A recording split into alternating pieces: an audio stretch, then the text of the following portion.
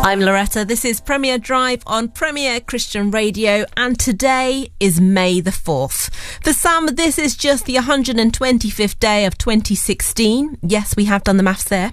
But to others, this is not just another day of the year, because a long time ago, in 1977, in a country far, far away, America, one man uttered some words in a film, and now it's one of the most famous lines in movie history. Well, enough of this silliness. If you haven't cottoned on to a word of what I'm talking about, then you might be surprised to find out that today is, in fact, Star Wars Day. It happens on May the 4th each and every year to celebrate the films, books and culture that Star Wars has created, and is a play on that famous line spoken by Harrison Ford, who plays Han Solo in the film May the Force Be With You.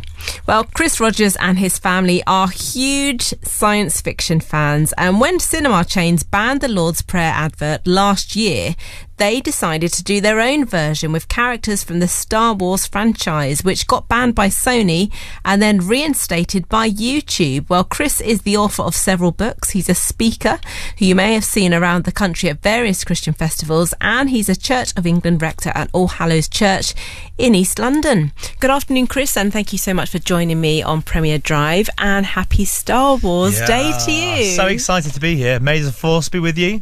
And also with you. Good Anglican phrase, that, isn't it? Love it. Thank you for having me. No, you're welcome. When Cris, my producer Cris, texted me last night at home and said, "I've found a Star Wars Vicar," I was like, "Are you joking? What is this kind of message?" So, but I was very excited, as was my 7-year-old son, who is absolutely mad on Star Wars, and obviously you and your family, huge fans. When did it all start for you? So I watched Star Wars when I was a kid, 12, 13 years old. Christmas, Star Wars was on, and from that point, really, I would say that I was a Star Wars fan before I was a Christian. I didn't become a Christian until I was around the church. I attended church with my mum and dad, but really didn't come to believe in Jesus till I was 16, I would say. But before that, I loved Star Wars, and I have loved Star Wars. So before anything, I'm a sci-fi geek. I love Doctor Who, I love Star Wars, do like a bit of Star Trek, not masses of it, but I do like Star Trek as well. So I just love sci-fi. And me and my wife, when we got engaged, she's a Star Wars fan as well. We had a Star Wars wedding, which I think slightly freaked out the church that I worked for.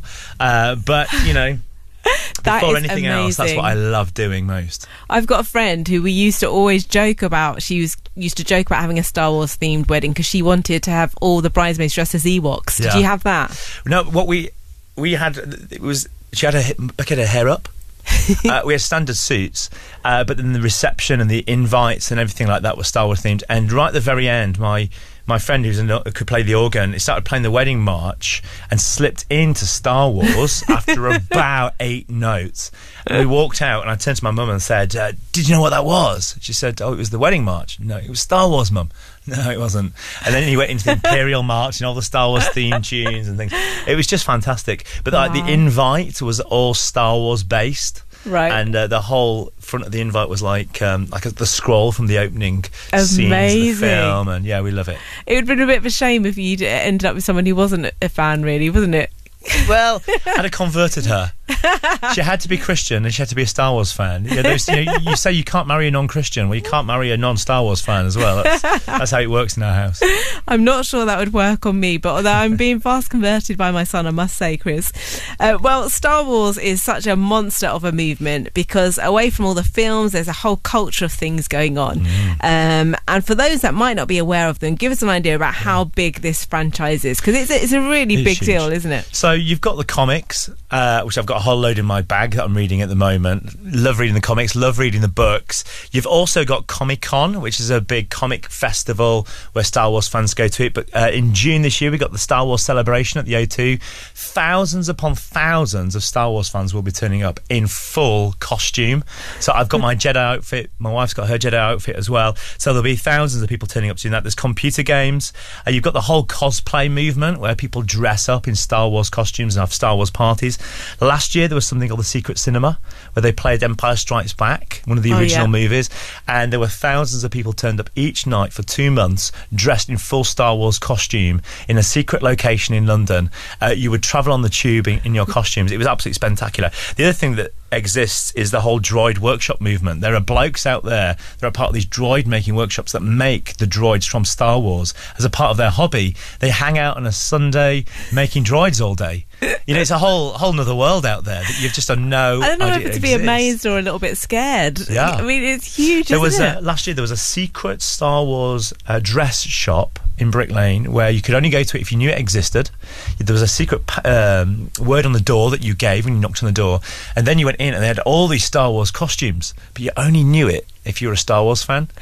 And nobody had a clue this thing existed. It was just amazing. And there's a shop called the Jedi Robe Shop in West London that all they do is sell Star Wars clothing.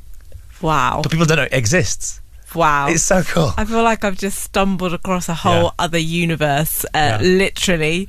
Okay, so it's a big deal. I get that now. I'm getting it anyway. My son gets quite frustrated with me, although, as I was saying to you, quite equally happy to talk at me about Star Wars. I just need to nod and say, You just got to get some of the easy lingo. Yeah, and then you can join in a little bit. Yeah, I do think I need educating. It's beginning to happen. But quite clearly, you and your family, obviously huge fans. Do people often question you about how the whole sci-fi thing sits alongside your faith and your job of running a church in East London? The fact that I run a church, in some ways, that's incidental. My name is Cris Rogers. I'm a Star Wars fan. I'm a sci-fi fan. I love creativity and I love movies. My family loves that stuff. We love making stuff. So we're a family that just really gets excited by Star Wars. We do it together. My job is... to call being a vicar is, to call it a job, I'll probably get in trouble for saying that. But, the thing that I do alongside that is I'm a vicar. And I think sometimes what happens is clergy separate who they are off from their work. So you end up with these really dry, quite boring vicars. You think, I know nothing about you. But my name's Cris Rogers and I love sci-fi and I lead a church. So for me, it's about my character, my passion for Jesus, the things that I love with sci-fi, and I lead a church kind of coming together. So I would never want my church to be separate from who I am as an individual. So my church think it's hilarious when they see me walking down the street in something, or in my bag here, I brought it to show you, but I made my own lightsaber with my little boy Isaac, and they just think this is hilarious. But I think one of the things is they see me as real and normal. They don't see me as somebody distant. They see me as somebody that they know and understand. And I'm their pastor, but I'm also their friend. So there's an element where me revealing this side of me, this geek side of me to them, it's just made me really normal. I think we need more of that. Commas. Well, exactly. What is normal? What is normal anyway? But it's about them seeing me for who I am, not who they think they want to see me as. And I think there's something going on in the church where we're dismantling the holy man, the holy vicar, or the holy woman, and actually making them... We're real people who love Jesus, who are called to tell people about Jesus, and we have passions. It's just that mine is sci-fi. on a huge scale. How often do you try and wheedle in a Star Wars theme or fact into your sermons? Well, I don't really have to try and wheedle it in, because the first Sunday in the month is our family service, and the theme is Star Wars for that. Every month, first Sunday in the month, Star Wars. 2 years ago, it was Doctor Who was the Lord of Time, and we had a TARDIS at the front of church. Took kids into the TARDIS, took them on time travel to meet Jesus, and interact with Jesus. This year, it's all about Rebels Against the Empire, how the church was set up, the Jesus movement was set up for the purpose of rebelling against the evil empire that is there. So we use Star Wars a lot. First Sunday in the month, and we don't apologise for that, and people turn up in Star Wars costume to church. It's really funny. But do you know what? We have more kids that Sunday. We have more families and more kids because of that we're using Star Wars to communicate the gospel, and we use it in a few other things as well. I guess, you've touched on it there, but the most obvious question I need to ask is about how Star Wars sits alongside the Bible, because there have been comparisons by many, the kind of good versus evil and light versus dark and things like that, and there's been all sorts of blogs and things as well on the parallels, but what's your take on it? My take is this. Do you know what? Star Wars is not a Christian film, get over it. It's just not. George Lucas did not set out to make a Christian movie. Of course he didn't. It's a sci-fi film. But there are things in it that we can use to communicate something of the gospel. We do that with everything, don't we? I mean, Paul does it in his letters, where he takes something from culture and he uses it to talk about Jesus. And I think the church has done that a lot in the years I was growing up. I went to a church at one point where they had a Queen service, a service where they used the lyrics of the band Queen to tell the gospel. And I think let's use anything we can get our hands on to talk about Jesus. And there's those that I think have gone a little too far by writing books about parallels on Star Wars. And I think you can tear Star Wars apart and trying to do that, but actually it's just a really good story about hope. It's a story about justice. It's a story about evil and just wars. There's some really interesting stuff in there about the demonic and Darth Vader. Vader meaning father, and so he's the false father, and who tries to pull this young man Luke away from the light to the dark. So there are themes in there we can pull out. I think it's quite fun to pull the themes out and use them to bounce onto Jesus. But in no shape or form is Star Wars ever going to be a parallel to the Bible. The Bible is the word of God. Star Wars is the word of man. But let's use something of culture to communicate the gospel, particularly when you think about the last Star Wars film that came out. The predominant sales for the last Star Wars film were to young men below 40, young men who went to the cinema. Most cinema viewers tend to be women over 40. I don't know if you know this, but Star Wars was young men under 40. Right. That is the demographic the church does not have. So let's try and use something that is interesting to that demographic, that we might be able to tell them a little bit about Jesus. And I meet young guys, they find out I'm a Star Wars fan, then they find out I'm a vicar, and we have this great conversation. How can you be both? Well, of course I can be both. I can believe that there's a living God, as well as at the same time appreciating and enjoying something. Yeah. And I think that's really interesting with young men.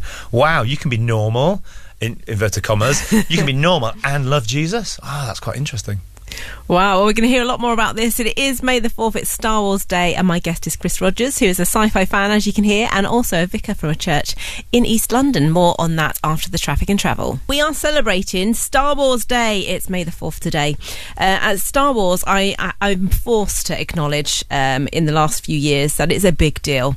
I've been berated by my 7-year-old for not taking it seriously, but I am taking it more and more seriously. Someone else who does is my guest of the week today, Cris Rogers, who is also a vicar. It's really amazing to hear about your lifestyle. Thanks for coming. We spoke just before the traffic and travel about the fact that there's a huge demographic that the church isn't reaching, who happen to be Star Wars fans as well. And we've spoken, the church has uncovered many kind of research that says that if you bring a man to church, often the whole family will follow. There's been lots of evidence to kind of support that. There's been ministries at football matches to try and reach this demographic as well. So do you think there's a way to reach these people who love Star Wars or sci-fi in a similar way? What might that look like? I don't know. I partly want to say to that, once the church tries to start doing something, we're always going to fail. Because one of our big problems is we just try to chase culture all the time rather than creating culture. And I think we need to get better at creating culture rather than chasing somebody else's culture. But incidentally, I think if there are Star Wars fans out there who in the church are rather embarrassed by the fact that they are geeks, I think there's something interesting in the church that sometimes people hide who they really are because they don't know how people will take it. So for me to say, actually, I'm a massive Star Wars fan, and then I get to meet Star Wars fans, and by meeting Star Wars fans, I can talk to them about my faith. I can talk to them about what I believe. And I think partly what I want to say is we just need to get better in the church at talking about Jesus in whatever sphere that you're a part of. So we're talking about Star Wars today, but you might be really into Game of Thrones, or you might really be into Lord of the Rings, or you might just be into knitting or crocheting. And we just got to get better in the church and talking about Jesus in those spheres, rather than saying, well, what can the church do to try and connect with people through this? We are the church, and we are the followers of Jesus, and I think if we can become authentic in taking Jesus into these spheres. So there's this massive sphere called Star Wars. Huge. There'll be thousands of people who are coming to Star Wars Celebration in the summer.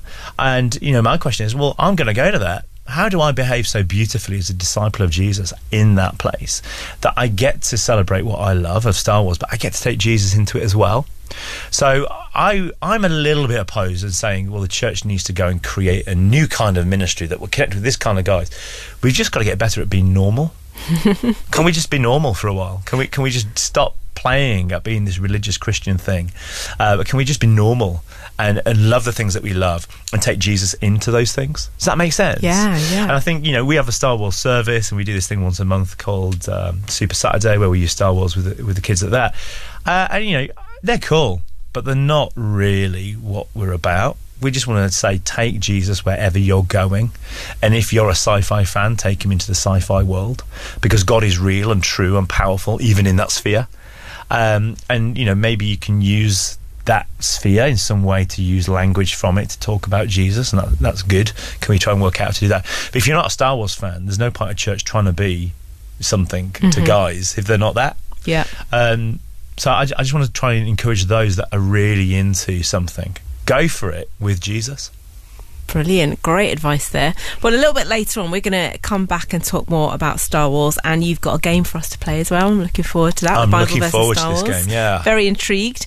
But I'd love to talk a little bit more about you, because I was reading about you before you came in, and a description popped up that I'd love to share. It said, Cris Rogers, author, speaker, and Jesus movement enthusiast. I love how that has put. Tell us a bit more about what that means for you. Well, I think for me, when I first became a Christian, even though I'd been around the church, it was because I read a little Gideon's Bible, and the Jesus that I found in the pages was so compelling and beautiful and amazing and wonderful that I thought to myself, I want to follow him, not Christianity, because Christianity seemed to be rather dull and on the fringes, as far as I was concerned at that point. I got it wrong, obviously.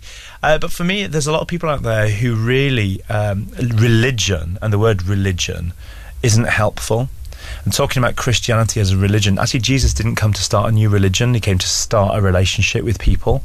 And I love this phrase, a Jesus movement enthusiast, or being, I'm a fan of the Jesus movement, because Jesus came to make a movement. It was a movement of people of love, generosity, peace and compassion, a movement of people that talk about freedom and liberation from sin.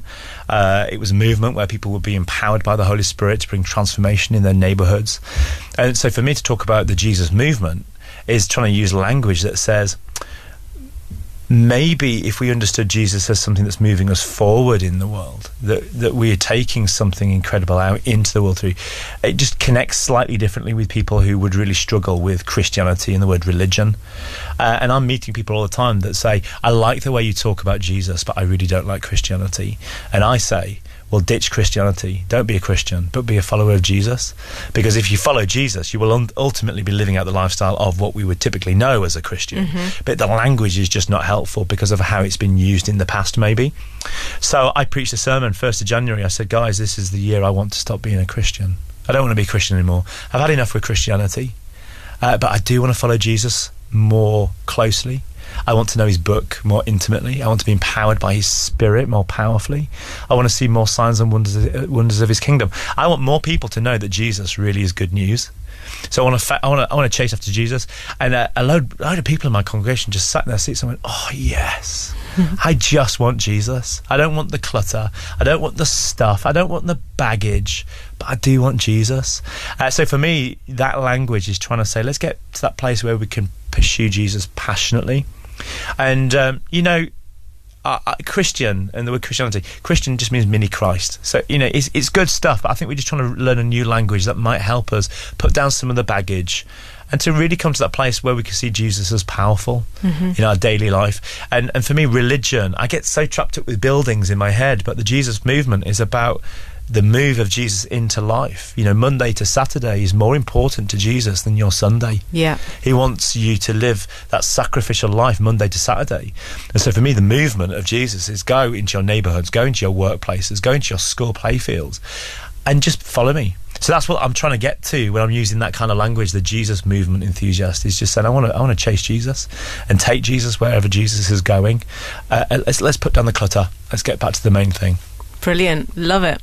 Well, I can't miss off the fact that you're an author too, Cris, and we featured you a number of times in Premier Christianity magazine as well, and you're described as someone who is always looking at new ways of teaching the Bible. Well, we're actually going to be doing a course on evangelism in our Premier Drive FAQ sessions, which starts in a couple of weeks' time, with Gavin Calver and Dave Landrum from the Evangelical Alliance. But I'd be interested to know how you do your mission work and get out and chat to people, like in terms of your own congregation congregation and how you encourage or engage with evangelism? We have two things really. I think we have to use words and we have to use our hands. It's both of them. I think sometimes evangelists say you just need to tell people, and then you have some who say you just need to use your hands and one day they'll ask a question. Actually, it's both. So we now have a centre. We planted our church 5-6 years ago now in this little estate in East London, congregation of 7. There's now 160 of us, and this summer we're about to plant again. And I think one of the things that we got given a couple of years ago was the use of a building right in the heart of our neighbourhood, and it's called our Centre for Transformation. And in there we've placed anything that's serving the neighbours. We have the most attended ESOL cafes.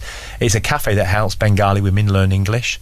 They're packed out. We can't run enough of them. We're in youth work. We're doing Alcoholics Anonymous, Cocaine Anonymous, these English-speaking cafes. We're doing debt management. We're doing all of that stuff with our hands.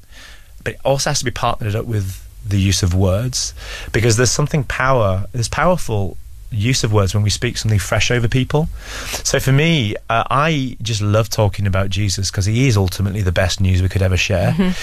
So one of the things we just encourage our congregation to do is get out, talk about Jesus. Let's gossip Jesus all the time in a beautiful way. Let's not be those arrogant Christians that just want to force feed it down people's mouths. But we want to say, do you know, there's a relationship that is so beautiful, so compelling, so amazing that it will transform your world, because it's transformed my world. And so it's through hands, but it's also through signs and wonders. And I love meeting people, and they'll say to me, oh, would you pray for me when you pray? And I'll say, yeah, but I'll pray now. I'll pray for you when I'm at home, but can I pray now? The number of people that we've prayed for in the street that have just encountered God. And the other evangelistic tool I just want to share with you really quickly is prayer walking. We've had a number of Muslims come to faith because we've prayer walked.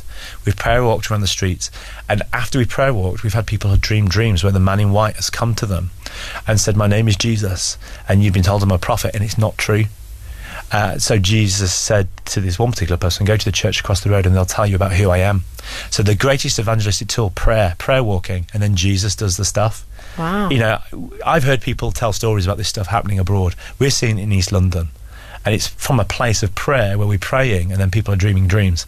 And that's blooming exciting. Because that's not about me, that's not about our church, that's about Jesus. Yeah. Jesus is the answer and he's the way.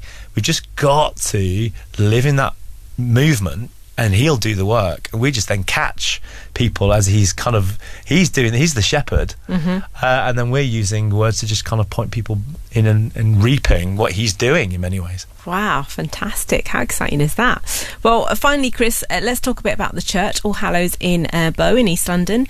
You run it with your wife, and instantly all the things we've been talking about clearly come into fruition here, because even the introduction on your website really speaks about including everybody, that everybody is welcome. How do you do things in your church, and what do you think other churches could perhaps learn from the way that you're running things, just like some of the things you've shared there? I think when we planted the church, we started by saying, right, what is the central thing? And it had to be Jesus. That's all we wanted to be about, was Jesus. And Jesus is the gospel, and the gospel is good news, not bad news. So we wanted to have that radical hospitality that would say, anybody can come to Jesus. I don't care where you are, what you believe. We're all moving towards him. And for me, evangelism is not about getting people over a threshold. One day you're not a Christian, the next day you are. But a way of pointing people towards Jesus that says, come walk with us towards him. And the more we spend time together walking towards him, the more they start. So these people that have had these dreams, at first would say, I'll go to Chris's church, but I'm actually a Muslim.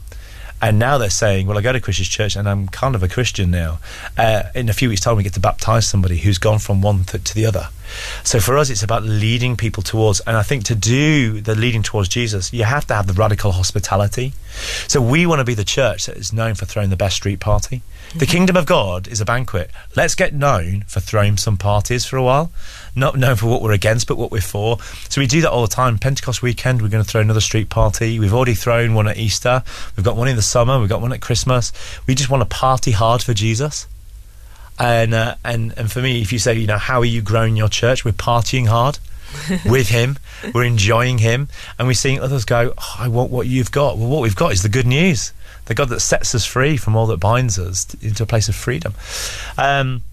So I think for us, we've seen this church grow purely from a place of saying we want to enjoy a presence that's Jesus, and we want to enjoy life and all that God's got. So, we use Star Wars because that's a joyful thing. People love it. It's fun. Well, let's use fun to tell people about Jesus for a while. I've had enough of people saying, well, you just got to tell them about sin. Well, we do need to tell them about sin. But let's use something that gets them into a place where they can trust us first. And then we can say, well, let me tell you about some of the stuff you really need to know about. So for me, let's use fun things. Let's use joyful things. So you mentioned, I think just a second ago, we do this thing called Super Saturday once a month. It's we call it Jedi Training School. And the idea is that we have all these kids come to this kids club, and we use this space to tell people about Jesus. And it's all about discipleship and discipling people towards Jesus. But we're using Star Wars as a way of getting the kids to come. They learn lightsaber skills and they get to hear about Jesus all at the same time. So for us, it's my wife's ordained, we're both ordained. We lead this church together as a family, and I think there's something about having two kids who are really into Star Wars. We're into Star Wars. It does play a big part of who we are, but it's not who we are as a church. It's not the central thing of who we are. It is a church of joy and celebration, and we want to tell people the truth. And I think all of that is just amalgamated. This radical hospitality, where anybody, no matter what you've done or what you've said, there's a radical hospitable God who's saying, come in, come in. You might sit here for 2 years before you really get it, but just come anyway. So I don't know how many people in my church, out the 160 that come, would actually describe themselves as Christians. I don't know, but I know they're all moving towards him. Yeah, and that's really exciting for me. Let's have churches that are filled with people moving towards him, rather than people who are just. Some churches are so committed, nobody new's joining because they're like, well, I'm not like them, so I can't join that church. Surely it should be a place where anybody is radically welcome, no matter what they're doing, what they've done, and they're moving towards him. In transition, so to speak. Exactly. Yeah. But aren't we all? We're all Christians wearing L plates. Yeah. None of us know what we're doing. That's true. I do not believe there's one Christian out there that really knows what he's doing. We're all making it up. We're reading his book. We're praying. We're encountering the Holy Spirit. And we're saying, Lord, lead us. And that because we're saying, Lord, lead us, it's an adventure, and we've not made it yet. We don't know quite where the Spirit's going to lead us to. So for me, it's exciting. We're saying, God, which next bit of field are you taking to? What's the next spacious place you're taking us to? And that for me just makes Christianity so thrilling. Well, Cris, thank you so much for being our guest of the week, and particularly on Star Wars Day, even more appropriate. It's a pleasure. I'm definitely converted to being a Jesus follower. The Star Wars bit I'm still working on. Cris is going to stay, and a little bit later on we're going to be playing the Star Wars game, which he has come up with, which is absolutely brilliant. Star Wars v the Bible, and I'm going to rope in some fans, colleagues, and Star Wars geeks as well. Lady T from Premier Gospel is going to be joining me, and Glenn from our news team as well. So make sure you keep listening. You do not want to miss this. Live on Premier Christian Radio, May the 4th be with you. It is Star Wars Day. We've been celebrating. My guest of the week today has been Cris Rogers, who's a sci-fi geek, self-confessed, and vicar of a church in East London. Well, we've been promising you the Star Wars game. I'm a little bit scared, a little bit excited, but I've roped in Lady T from Premier Gospel, hello, who's I've just found out a proper fan. And Glenn, who's kind of a fan? Or are you just embarrassed? No, I guess there's a sort of kind of secret shame about it. But no, I'm a fan. I'm a fan. Secret shame? Yeah. What? Come out the closet. We're outing him today. So we're going to play this game. Cris, just talk us through it. So it's basically Star Wars versus the Bible. I'm going to give you a line from the Bible or from Star Wars, and you have to tell me where it's from. Okay. So, and if you can tell me who said it, like Jesus or Paul or Obi-Wan, then you get a bonus point. Okay? Shall we say our name if we want to answer? I think you should work as a team. Oh, okay. I think we Okay, should yeah, work because as it's a team. young. Okay. Oh my gosh. So let's go for this. We've got 7 of them. The first one is this. A wise son heeds his father's instruction. A wise son heeds his father's instruction. Star Wars or Bible? Bible. I think that's Bible. Yeah, I think it sounds, but there aren't many father-son relationships in Star Wars, and the main one is like Luke Skywalker and Darth Vader, and they don't really speak much together. Yeah, we're going to go Bible. New Proverbs? Testament, Old Testament? Proverbs, well done. Yes. It's Proverbs 13:1. Okay. I don't need to say anything. I think she's good at this by herself. I find your lack of faith disturbing. That's Star Wars. That's 1,000,000% Star Wars. Yeah. Who said it? Who's it? I think it's Yoda. I'm not sure. I think it's Yoda. Can you say it again? I find your lack of faith disturbing. No, that sounds a bit too normal I'm for keeping Yoda quiet to on say. this one because it's clearly a Star Wars That's one. definitely Star Wars. Was that Yoda to Luke? Shall I give you it?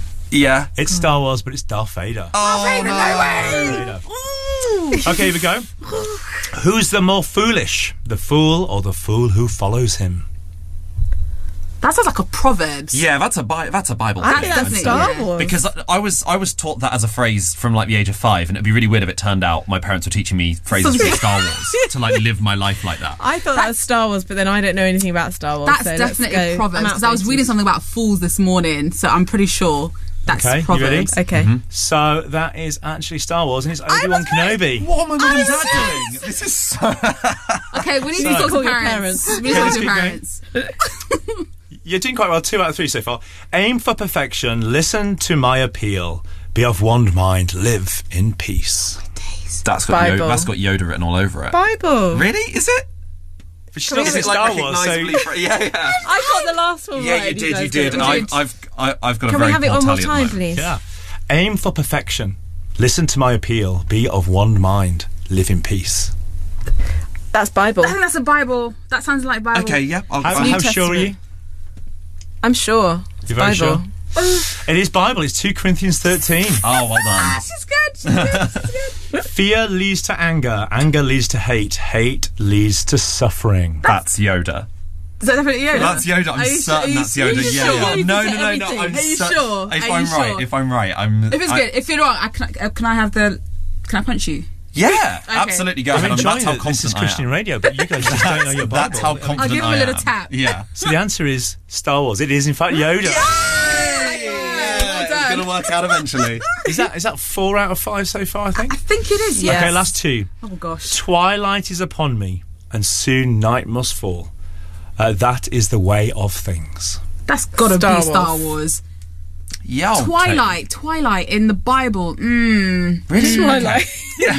Could be a message translation or NIV, Could, NRSV, ESV. but no, I think that's more of a Star Wars thing. That's a Star Wars. Star Wars. Let's go Star Wars. Yeah. Star It is Wars. Star Wars. It is Yes! Yoda. Oh, see, I overused Yoda and I didn't want to say Yoda again. In case you're wrong. Okay, finally, you're doing really well. 5 out of 6 so 5 out far. of 6. Yeah. Finally, control your temper, for anger labels you a fool. Control your temper, for anger labels you a fool. If it's Star Wars, it's Obi-Wan.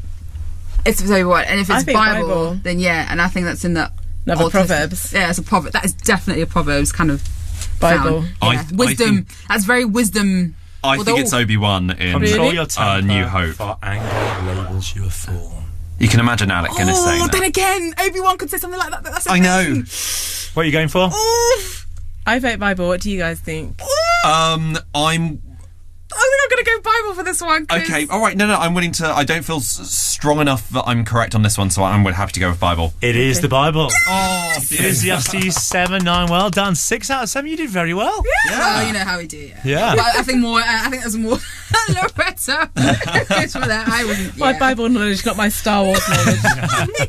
Thank you so much, Chris. It's been lots Pleasure. of fun, and I will probably turn up at a Jedi training day with my son, so I will see you there. Do it. Thank you.